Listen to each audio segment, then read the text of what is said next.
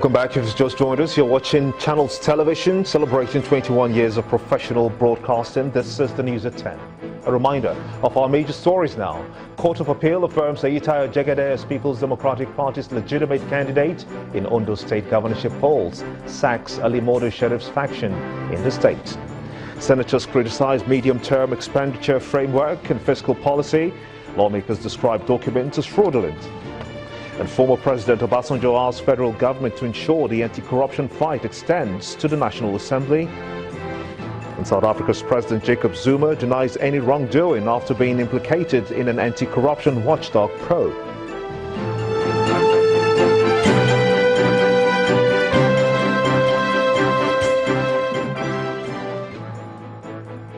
Do remember that all our top stories can be found on our website as channelstv.com and on youtube.com/channelsweb. Log on to m.channelstv.com to view us live on your mobile device. You can also download the Channels TV app for Android, iOS and Windows phones from your respective stores. Besides the news and updates, the Channels TV app has an eyewitness feature. We encourage you to use it to share those pictures, videos or news of happenings around you. Just install the app, then tap and swipe to reveal the eyewitness menu and follow the instructions. Students and authorities at the Yaba College of Technology, Lagos, have been recounting the experience following the fire disaster in the institution in the early hours of today. We have that story coming up much later in the course of this bulletin. You're watching the news at 10 on Channels Television, celebrating 21 years of professional broadcasting. Let's quickly take you to our Abuja studios now. And Gloria Mezweke is standing by to take us through. Gloria. Hello, Gimbar. Well, students and authorities at the Yaba College of Technology, Lagos, have been recounting their experience following the fire disaster in the institution in the early hours of today. The massive fire incident destroyed the two-story buildings accommodating some female students of the Polytechnic. Hundreds of students all gathered in a safe haven, watching what is left of the two-story building Bakassi Hostel in Yaba College of Technology.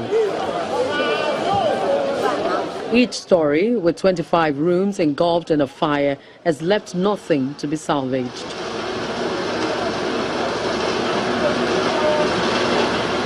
Although no injury is said to be recorded, some of the students narrate their ordeal. It is not just happening. It has been happening since last year. To just come out as a little spark and we'll put it off ourselves. And early this year, they told us they were going to renovate all the hostels for over 2 to 3 months. When we got to the hostel, they only painted the hostel. They did not renovate anything. They just fixed sockets. And around 5 minutes past 5 this morning, just said fire. I just told my roommates, just wear something and hold your certificate if you have your original certificate here. And we got to the gates and the porter didn't want to allow us go downstairs. And he locked the door. And we just told the porter, open the door, sir, there is fire.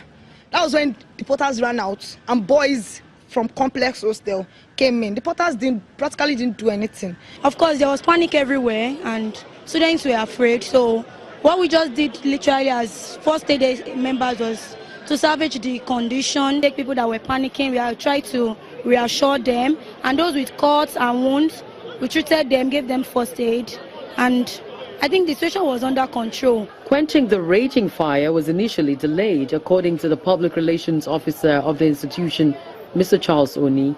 All of us raced there, and by the time we got there, the fire service was already there. But then the fire service discovered that the fire could not be fought from the ground. So they had to go for the excavator. Thank God the management had already purchased an excavator because we have high-rise buildings in Yaba Tech. As a result of that, it was a recent purchase, sponsored by TED Fund. So the excavator was brought, and it was through the excavators that the fire service gained access to the rooms and then put out the fire. And so, what next? The management is about setting up a panel to investigate what actually happened. At the end of that investigation, we'll be able to establish that this and that led to the outbreak of fire. If the story told by one of the students is anything to go by, the investigative committee to be set up by the school must find out why the frequent electricity sparks in the hostel was left unattended to until it escalated into a consuming fire. Well, very sad indeed. Well, staying in Lagos, the state government has announced a stoppage of the monthly environmental sanitation exercise, which up until now was observed for 3 hours on the last Saturday of every month. The state government in a press statement explained that the decision was informed by the need for a robust review of the environmental laws and procedures in the state. The government noted that considering the present economic situation in the country, it was no longer appropriate to restrict movement of people for 3 hours in a mega city like Lagos, at a time they should be pursuing commercial and entrepreneurial activities. The medium-term expenditure framework and fiscal policy paper has come under heavy criticism in the Senate, as the lawmakers have described the policy document as unrealistic and misleading. The lawmakers are debating the MTEF and FSP after accusing the executive of sending a document to them which was empty and lacked enough details for lawmakers to deliberate upon. Our correspondent Linda Akibe reports. The President's submission of the Medium-Term Expenditure Framework MTEF and Fiscal Policy Paper FSP to the National Assembly is a yearly ritual. The MTEF and FSP sets the stage for the country's annual budget. But it has not been a smooth sail for the MTEF this year. Lawmakers in the Senate had earlier accused the President of sending an empty MTEF to the Senate. Senator Philip Gunker. Federal lawmakers finally began the debate on the MTEF. The MTEF and FSP are proposing a budget that will be predicated on an oil revenue benchmark $42.5 per barrel for 2017, $45 for 2018, and $50 for 2019. An average oil production of 2.2 million barrels per day for 2017, 2.3 million barrels per day for 2018, and 2.4 million barrels per day for 2019. An average exchange rate of 219 naira per dollar, and a GDP growth projection of 3.02%. But lawmakers had a host of issues with the projections in the policy document. This MTEF proposal and projection of the 2017 to 2019 is a lie. This document is not truthful, it's not honest, it's not transparent, and it's not factual. The GDP, it was yesterday or last week, it was yesterday, that it was announced for the third time, that is the third quarter, that it has been going down. It has gone down, now it is 2.24. Now you are telling us that the GDP will grow by 3 point something. What magic are you? You tell us, we are not saying no, we are not saying no. Just tell us the magic you are going to play. Again, a lot has been said about the exchange rate. Even at the end of the MPC meeting of the CBN, they confirmed that the exchange rate will remain at 305. And this clearly tells us that there is no coordination between the fiscal authority and the monetary authorities. Some lawmakers are also asking for a performance review of the 2016 budget. I believe going forward, Mr. President, there is need for us to jointly review the performance of previous year's budget before any consideration is given to any medium-term expenditure framework. Nevertheless, the bill was sent to the committees on appropriation and finance for further legislative work. Linda Akibe, Channels Television News. The federal government has conceded to the Academic Staff Union of Universities, ASUU, the right to exclude government funds accruing to universities from the single treasury account.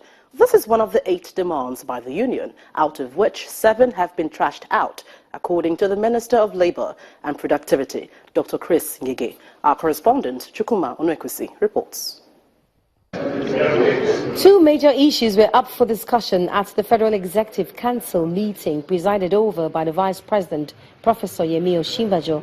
The performance of the economy, particularly the non-oil sector, and safety on Nigerian roads as the Yuletide festivities approach. That enables government, enables any government institution The Minister of Labour and Productivity, Dr. Chris Ngige, in his updates to State House correspondents, says the Executive Council approved provision of 67 patrol vehicles for the Federal Road Safety Corps.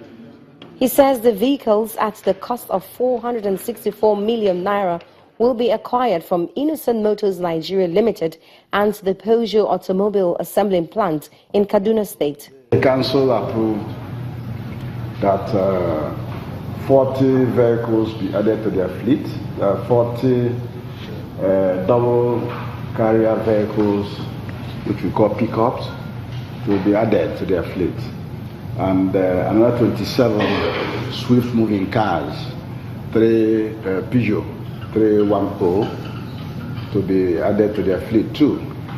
The Labour Minister also spoke on the impasse between the federal government and the Academic Staff Union of Universities, ASUU, saying 7 out of their 8 demands have been trashed out, leaving the demand for 284 billion naira earned allowances outstanding. We're in a recession, and if we're in a recession and you're asking us to pay you 284 billion, nobody will pay it because the money is not there.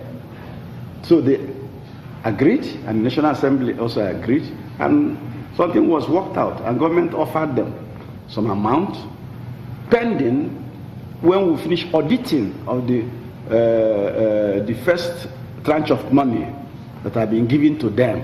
He says there is a 6-month deadline within which the money released for the initial payment of the earned allowances must be audited to allow for further discussion on future payments, which he explains will have to be ironed out with the National Assembly for budgetary purposes. Omelogo Nnadi, Channels Television News. Report there by our correspondent Omelogo Nnadi. We're still ahead on the news at 10. Fitch Ratings reaffirms Bank of Industry's sovereign rating, describing its outlook as stable. That's in business news. Let's run this again.